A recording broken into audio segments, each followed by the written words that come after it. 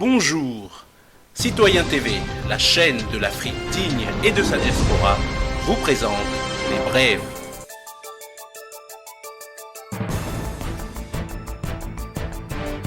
Au sommaire, Côte d'Ivoire, retour sur la fraude électorale de 2015, les dessous des cartes. Actualité en RDC, Égypte, Syrie et pour finir, voyoucratie occidentale.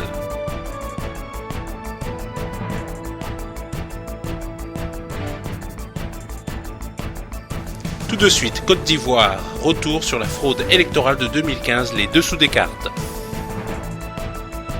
Côte d'Ivoire, fraude électorale de 2015, les dessous des cartes. Le 11 avril 2011, l'Occident, par le biais de la France, fait un coup d'État en Côte d'Ivoire contre le président Laurent Gbagbo, élu démocratiquement. Après cette violence, habituelle chez les tenants de la voyoucratie occidentale, le plan était de faire oublier le président Gbagbo, le sortir de la conscience des Africains et des Ivoiriens. C'est un échec, car 5 ans après, le président Gbagbo est toujours dans le cœur des Africains et des Ivoiriens, qui ont suivi le mot d'ordre d'abstention aux élections présidentielles du 25 octobre 2015. Malgré les efforts de François Hollande, président de la France, pour faire croire que le FPI, Front Populaire Ivoirien, avait participé à cette mascarade électorale par le biais d'un nouveau pion de l'Occident, un certain Pascal Affi-N'Guessan, là encore un échec pour l'Occident, puisque la base du FPI reste fidèle au président Laurent Gbagbo dans sa très grande majorité. Au-delà du FPI, c'est le peuple de Côte d'Ivoire qui lui reste fidèle. En effet, le résultat se matérialise le dimanche 25 octobre 2015 par le biais du désert électoral, puis le 26 octobre 2015, à partir de 13h, les techniciens de la CEI ont officiellement transmis le taux de participation aux élections présidentielles de 10,58% à Youssouf Bakayoko et à toutes les chancelleries diplomatiques. Au moment où la CEI s'apprêtait à annoncer ce taux de participation au monde entier, la rébellion d'Alassane Dramane Ouattara s'est mise en branle en menaçant les responsables de la CEI. 2 heures après, Alassane Dramane Ouattara et ses hommes font parvenir à la CEI le chiffre autour de 60% comme taux de participation. Le porte-parole s'exécute. À partir de ce moment, Koné Sourou, le représentant de Dramane à la CEI et membre du RDR, décide de se présenter à la presse pour annoncer ce chiffre honteux et macabre autour de 60%. Voilà comment l'opération de truanderie et de faux a été montée le 26 octobre 2015. Ce chiffre autour de 60% est différent de celui qui sort des services techniques de la CEI, Commission électorale indépendante, qui est de 10,58%, déjà transmis à toutes les chancelleries diplomatiques. À ce moment-là, les laboratoires du régime Dramane Ouattara organisent la fraude. Ainsi, nous observons, par exemple, des procès-verbaux de résultats de participation avec plus de 100%, 101, 102, 103. La fraude est mal ficelée, mais sans aucun doute, la voyoucratie occidentale va reconnaître cette mascarade électorale pour des raisons néocoloniales, camouflées sous les mots de paix et réconciliation. Après la fraude, le nouveau pion de l'Occident, Pascal Affi-N'Guessan, va entrer en piste.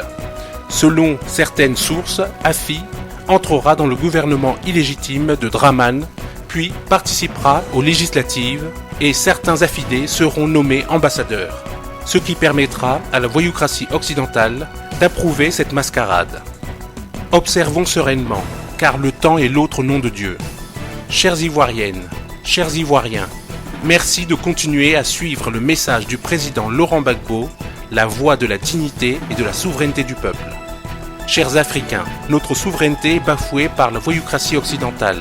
Tournons-nous vers d'autres alliés, ceux qui peuvent nous aider à sortir de cet état de fait. Aujourd'hui, la voyoucratie occidentale a fait de la Russie son ennemi principal. Aujourd'hui, l'Afrique est sévèrement attaquée par les déstabilisations de cette même voyoucratie occidentale. Sachant que l'ennemi de mon ennemi est mon ami, le salut de l'Afrique est de se tourner vers la Russie. Ce pays qui montre en Syrie qu'elle n'abandonne jamais un allié. Ce pays qui montre un grand respect du droit international. Ce pays qui ne pratique pas le droit d'ingérence. Au niveau géostratégique, Afrique, nos alliés naturels sont les BRICS. Tout de suite, actualité en RDC. Ouvrons ce journal avec la défense. Recrutement au sein des FRDC. Les jeunes ont répondu favorablement à la campagne en cours, en bonne santé et en satisfait aux différents tests. Ils se disent prêts à servir la patrie sous le drapeau. Regroupés au camp Kokolo, le ministre de la Défense nationale, ancien combattant et réinsertion, Crispin Atamatabé, les a rendus visite ce mardi. À sa suite, toutes les autorités représentant les forces armées de la République, Crispin Atamatabé s'est rassuré que les jeunes Congolais ont répondu à l'appel lancé par le chef de l'État, Joseph Kabila Kabange. Reçu par le commandant de la 11e région militaire, le ministre a commencé par encourager la première équipe. Seuls des volontaires en plein examen médicaux qui, après résultat, pourront rejoindre la deuxième, qui est déjà examinée. Souciés de rejoindre leur centre de formation, tous les 90 élèves officiers attendent leur mouvement, dont le ministre les a fixés dans un délai les plus proches. En fait, je voulais voir personnellement que le programme de recrutement a commencé. Le gouvernement a mis les moyens nécessaires pour répondre à l'appel du chef de l'État qu'il faut renforcer notre armée par le recrutement de nouvelles unités. Kinshasa est le point de départ. C'est comme ça que vous me voyez descendre personnellement ici. Si l'occasion se présente, je ferai le tour de quelques provinces, pourquoi pas le 26, pour visiter, encourager les jeunes gens de toutes les provinces à revenir servir le pays sous le drapeau. Nous avons besoin d'une armée forte. La première force, c'est l'homme, c'est la personne. Il faut donc un nombre suffisant pour défendre cette vaste étendue qu'est la République démocratique du Congo. La parole du ministre de la Défense nationale a donné une fois de plus foi et courage à ceux qui, aujourd'hui volontaires, demain, défenseurs valables des valeurs du Grand Congo sous les drapeaux. Tout de suite, actualité en Égypte. La chaîne de la télévision d'État russe RU24 a diffusé les premières images des deux boîtes noires, des équipements qui semblent ne pas avoir subi de dommages. L'un de ces appareils est l'enregistreur audio, l'autre mémorise les données relatives au vol. Les analystes égyptiens ont d'ailleurs commencé à examiner les contenus. Ils affirment qu'il faudra plusieurs jours pour terminer leur analyse. Le gouvernement du Caire a fait savoir que l'examen des enregistreurs de vol est réalisé par des experts égyptiens et russes, ainsi que par des spécialistes français et allemands d'Airbus. D'autres experts sont venus d'Irlande, lieu d'immatriculation de l'appareil. Après certaines sources, différents services de renseignement ont obtenu la liste des passagers. Les responsables publics russes ont d'ores et déjà déclaré que l'avion qui transportait des touristes depuis la station balnéaire de Sharm el-Sheikh sur les côtes de la mer Rouge jusqu'à Saint-Pétersbourg s'était vraisemblablement disloqué en plein vol. Il est cependant encore trop tôt pour connaître la cause de l'accident. L'examen des boîtes noires a en effet commencé, mais nous n'en sommes qu'au début, qu'au premier jour de l'enquête. Ces investigations pourraient durer des semaines et non des jours. Il s'agit d'une tâche méticuleuse et compliquée, c'est pourquoi personne ne devrait faire d'hypothèse. Il faut nous assurer que toutes les informations sont correctes et je ne vois pas pourquoi il serait nécessaire d'exagérer les raisons. Tout de suite, actualité en Syrie. Le gouvernement syrien a diffusé de nouvelles vidéos de frappes aériennes en Syrie. Celles-ci montrent des tirs visant des positions à Alep et dans la banlieue de Damas. Le porte-parole du ministère russe de la Défense a déclaré que les avions avaient ces 2 derniers jours conduit 131 missions et frappé 237 cibles à Hama, Latakia, Homs, Damas, Alep et Raqqa. L'agence de presse officielle russe, RIA, signale que des bombes de 500 kg ont été lâchées sur des cibles de Daesh. La Russie a également répondu à des allégations de médias occidentaux déclarant que ces avions avaient bombardé 6 hôpitaux à l'intérieur et autour de Sarmin, dans la province d'Idleb. Un porte-parole de l'armée russe a affirmé que 5 de ces hôpitaux n'avaient jamais existé et que le 6e était intact. Et pour finir, voyoucratie occidentale. Le 2 juillet 2015, le film d'animation américain en 3D intitulé « Les Mignons » est sorti dans les cinémas allemands. Le film « Moi, moche et méchant » est déjà sorti en 2010, puis en 2013, « Moi, moche et méchant 2 ». Et le film « Les Mignons » est maintenant la suite. Déjà le week-end de la sortie du film, les cinémas allemands ont enregistré 925 000 entrées. Cela a même battu le nombre d'entrées au box-office du film 50 nuances de gris. Des petits hommes jaunes, les mignons, transmettent de façon amusante le message que l'objectif le plus élevé dans la vie serait de servir le plus grand criminel, méchant, trompeur et malfaisant. Chez les mignons, il y a 3 héros, entre guillemets. Ceux-ci sortent pour chercher un nouveau chef. Le plus méchant serait le mieux, pour le peuple déboussolé et enfoncé dans la dépression. Comme souvent dans les contes, les héros ne sont pas les plus fut-fut, ni les meilleurs, ni les plus rapides du peuple, mais après avoir traversé plusieurs aventures avec succès, ils sont capables de s'acquitter de leurs tâches difficiles. Accompagnés d'une musique sympathique et rythmée, les mignons paraissent totalement inoffensifs. Les mignons, ce qui veut dire larbin ou marionnette, sont par nature modestes, enfantins et asexués. Ils se ressemblent presque tous, sauf que certains ont seulement un œil au lieu de 2. À première vue, il est peu évident que ce film de divertissement drôle, qui se présente sous une forme attrayante, pourrait avoir une influence négative sur les enfants et les spectateurs adultes. Le message principal suivant est inculqué avec insistance aux spectateurs et surtout aux enfants.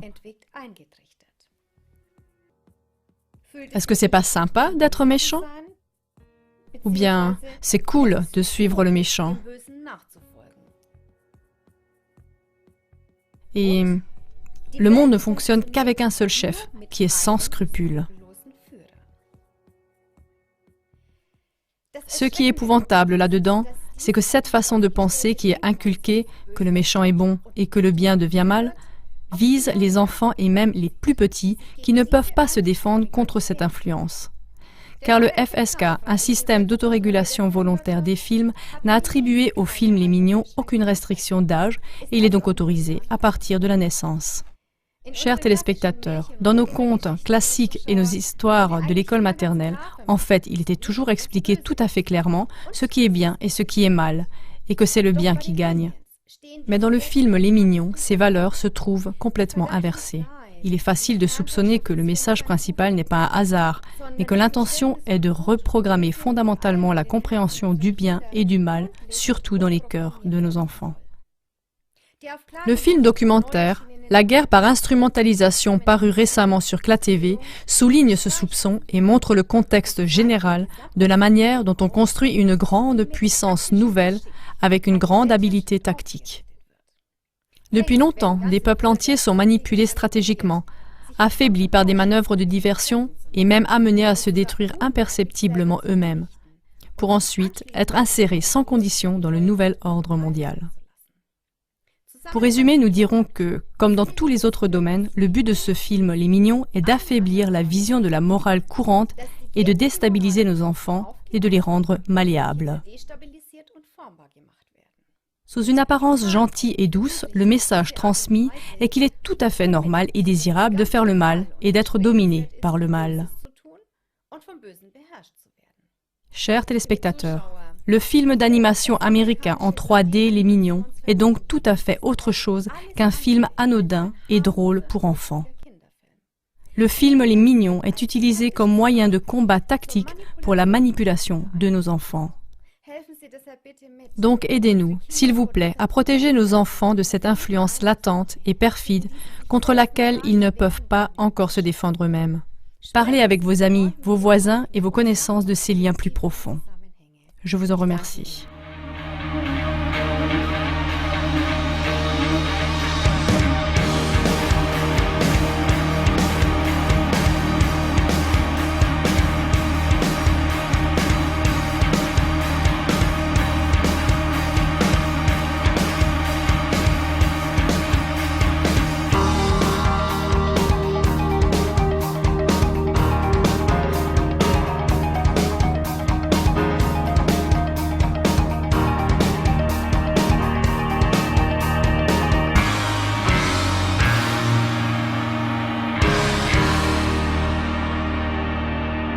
Citoyen TV, la chaîne de l'Afrique digne et de sa diaspora, vous a présenté Les Brèves.